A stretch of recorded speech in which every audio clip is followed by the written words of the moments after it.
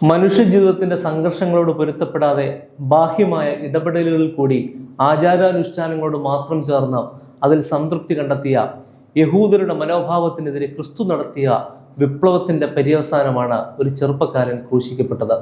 ഒരു മനുഷ്യന്റെ മൗലിക അവകാശങ്ങൾ പോലും ലംഘിക്കപ്പെട്ട വിധി നിർണയമായിരുന്നു ക്രിസ്തുവിൻ്റെത്. ഇത്തരത്തിലുള്ള അനുഭവങ്ങൾ കൂടി കടന്നുപോകുന്ന ജീവനുള്ള ഒരു മനുഷ്യന്റെ മാനസിക സംഘർഷാവസ്ഥകൾ ഒരുപക്ഷെ നാം ഊഹിക്കുന്നതിനുമൊക്കെ അപ്പുറമായിരിക്കാം.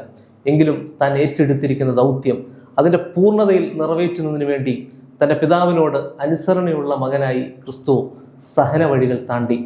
അലക്സാണ്ടർ ഡോവ്ഷെങ്കോ എന്ന സംവിധായകൻ തൻ്റെ ചിത്രമായ ദി എർത്ത് എന്ന സിനിമയിൽ വാസിലിൻ എന്ന കഥാപാത്രത്തെ പരിചയപ്പെടുത്തുന്നുണ്ട്.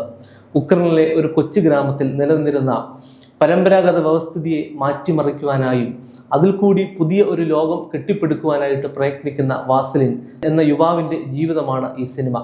കാർഷിക വൃത്തിയിൽ ജീവിക്കുന്ന ഉക്രൈനിലെ ഗ്രാമവാസികളോട് സ്വകാര്യ ഇടങ്ങൾക്ക് പകരം കൂട്ടുകൃഷി ചെയ്യുവാനും കന്നുകാലികൾക്ക് പകരം ട്രാക്ടർ ഉപയോഗിക്കാനും പറയുന്ന പുതിയ ജീവിത രീതി സ്വീകരിക്കുവാൻ വാസിൽ നിർദ്ദേശിച്ചു.